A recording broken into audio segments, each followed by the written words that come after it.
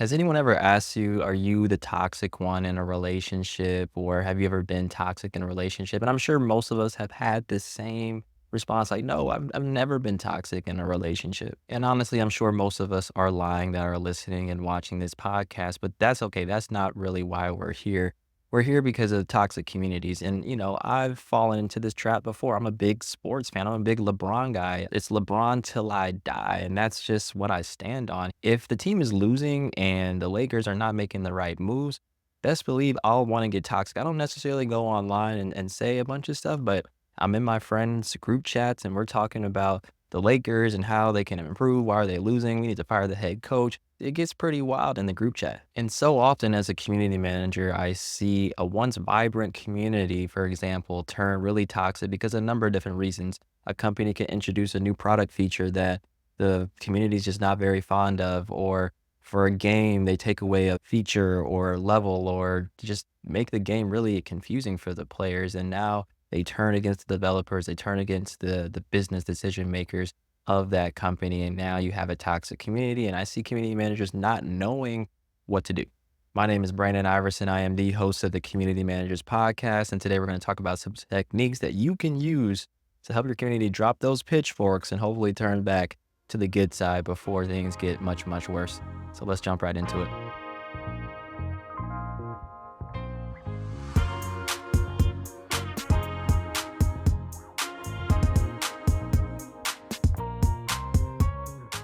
So a community turning toxic really isn't anything new. I've been a community manager for over 5 years. I've worked for crypto communities. I've worked in video game communities. At the end of the day, decisions get made and you can't appease to everybody. Well, the first technique is to actually take a breather, step back, get away from the computer. And this is extremely, extremely difficult. How would you like it if I went up to your face and said, F you, or you suck, or I hope you yourself, right? It's pretty hard. And it's even harder online when you can easily respond back with something that is equally personal. And as a community manager, you might have the natural inclination to do the right thing and want to ask them why they're mad or lend a helping hand, but you should also avoid that as well because immediately engaging with an angry group of people just doesn't make things better. The main reason for this is because as a community manager, you don't know why people are mad just yet. A lot of times we get fixated on what we see in the community is the only thing that's out there, but there's actually hundreds of other conversations happening outside of the community, whether it's in other Discord channels, other streams, other private communities. And as a community manager, you don't have all the context around exactly why people are mad. And that's why you need to take a step back to truly investigate the context of the situation. So I believe there should be a sequence of events that take place to help you investigate the situation. Number one is observation. This is the obvious one. You see that there's a problem going on. It's not just a few people, it's a majority of the community. Number two is to now investigate. You see that there's a problem going on. It's a majority of the community. So I think a good thing is actually to reach out to some trusted community members that you know are people that are going to give it to you straight and see exactly what's going on. Step three now is to inform your colleagues, your coworkers. You see that something's going on. You talk to some trusted community members. They gave you the intel. Now it's about sharing what you think is going on and getting a response back from your colleagues. Step four would now be to regroup with these colleagues and put a plan of action together to see how we can address this issue appropriately. And then now step five is to hold and just pause all comms that you have going out for the day, any regular comms until this issue is addressed. Step six is to actually take a pause for yourself. Go out into nature or go for a walk or do whatever makes you feel relaxed and just tell yourself that this is not on you. The criticism that you're taking in the community is not a direct reflection of anything that you've done and everything will be fine. So moving on to technique number two, after we've taken a breath and we've gone through those sequence of events, is to now address the community and acknowledge the core of their anger. And this is very, very important because if your public statement that you make to the community misses the mark in any way, you're done. You're toast. It's over. You've made your life infinitely difficult because now the community thinks you don't understand them. It's almost like when Apple every single year says, we've made our phones 3% thinner and the battery 5% like We don't care. Can you please include chargers in your packaging? Can we get a free pair of earphones like we used to get back in the day?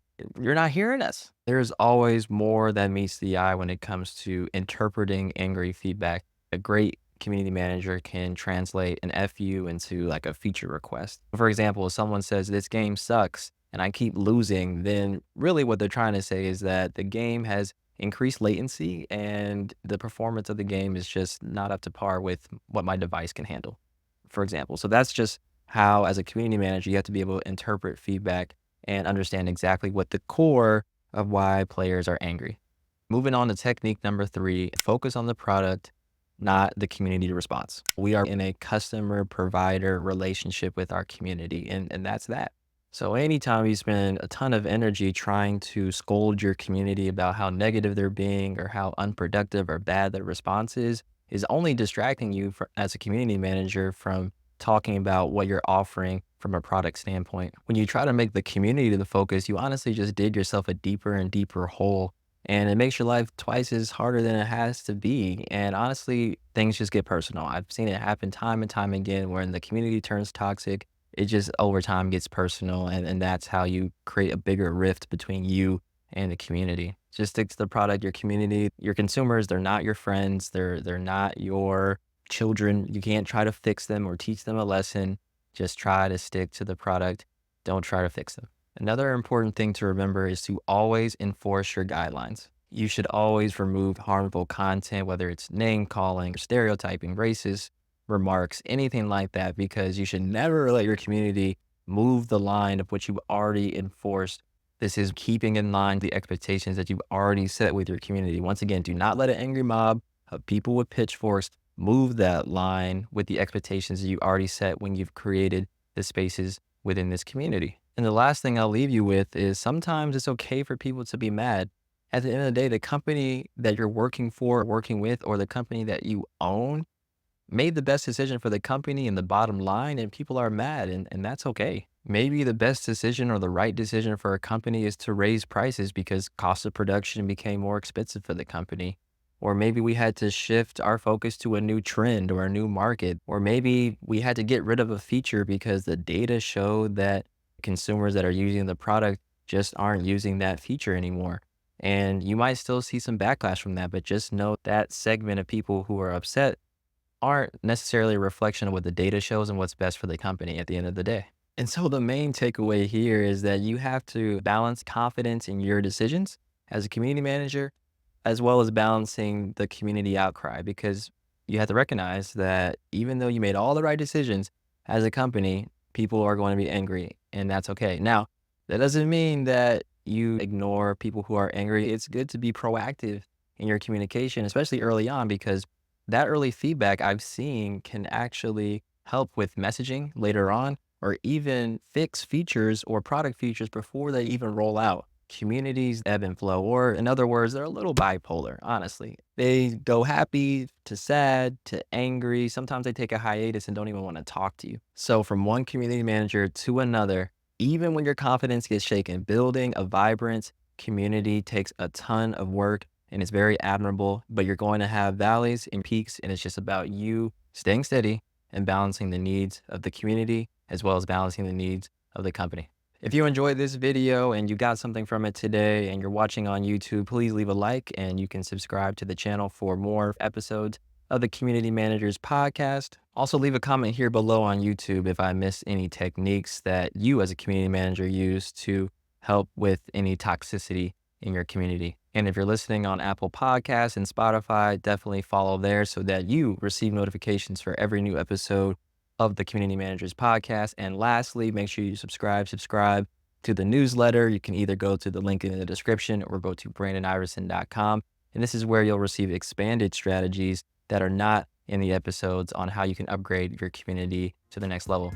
Once again, my name is Brandon Iverson. I'm here every single week. Until next time, peace.